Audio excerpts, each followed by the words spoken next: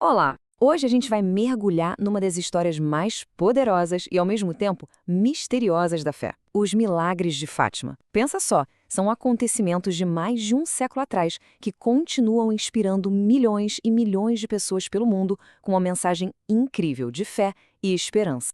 Mas com tantos relatos extraordinários, fica aquela pergunta, né? Qual deles foi de fato o grande milagre de Fátima? É exatamente isso que a gente vai descobrir juntos. E olha, a resposta para essa pergunta é um evento, assim, grandioso, que foi testemunhado por uma multidão. E para criar a expectativa certa, eu vou guardar essa revelação para o final.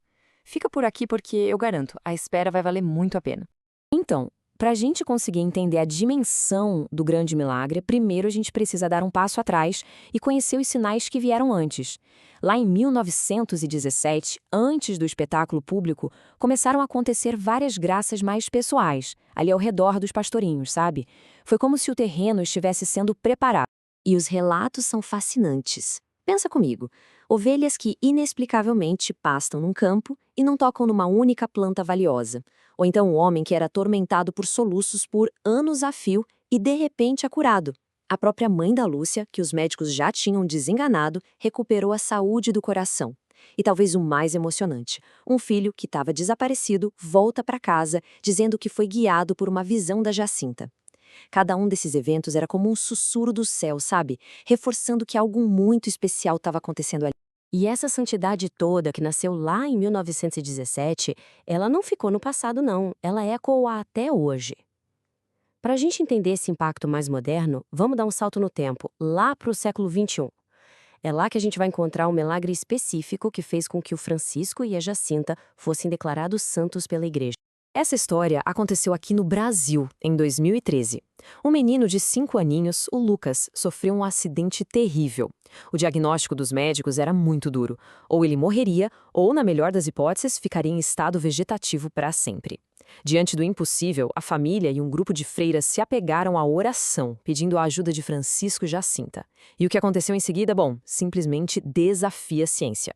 O Lucas não só sobreviveu, como acordou e se recuperou completamente. Um fato que a medicina até hoje não consegue explicar. E só para ter uma ideia da gravidade, a queda foi de uma altura de 6,5 metros. Pensa nisso.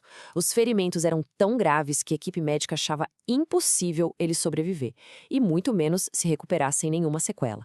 Isso torna o que aconteceu ainda mais extraordinário, né? E agora, chegamos ao momento prometido. Vamos voltar juntos para 13 de outubro de 1917 e testemunhar o maior, o mais famoso de todos os milagres de Fátima. Um evento que não foi só contado, mas foi visto, foi sentido e vivido por uma multidão imensa. Tenta imaginar esse número, entre 50 mil e 100 mil pessoas. Não eram só pessoas de fé, não. Tinha cético, tinha cientista, tinha jornalista. Estava todo mundo reunido na Cova da Íria, debaixo de uma chuva que não parava, para ver com os próprios olhos se a promessa do milagre ia acontecer. E então, o impossível aconteceu.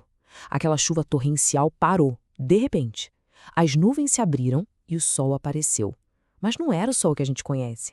Parecia um disco de prata, meio fosco, que dava para olhar direto sendo à vista. E aí, ele começou a girar, a dançar loucamente no céu, pintando tudo com festes de luz colorida. O ponto máximo foi aterrorizante. A multidão inteira teve a sensação de que o sol estava caindo do céu, em zigue-zague, bem em cima deles. Mas talvez a prova mais concreta, mais inexplicável de todas, veio depois. Quando o sol finalmente voltou para o lugar dele, as milhares de pessoas que minutos antes estavam encharcadas perceberam uma coisa inacreditável. As roupas e o chão estavam completamente secos. Era a prova física inegável de que algo muito fora do comum tinha acabado de acontecer. Depois de revisitar esses eventos tão marcantes, a gente para refletir um pouco, né? Qual é o significado disso tudo? O que fica de Fátima? Porque, no fundo, a mensagem principal de Fátima vai muito além de qualquer milagre. É sobre o poder imenso que a fé tem.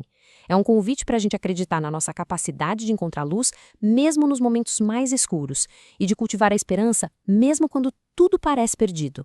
E isso tudo nos leva a uma última reflexão, sabe? Deixando a história de lado por um instante. Qual é a mensagem de Fátima para os desafios que a gente enfrenta hoje na nossa vida? É uma pergunta que talvez valha a pena cada um de nós carregar um pouquinho consigo.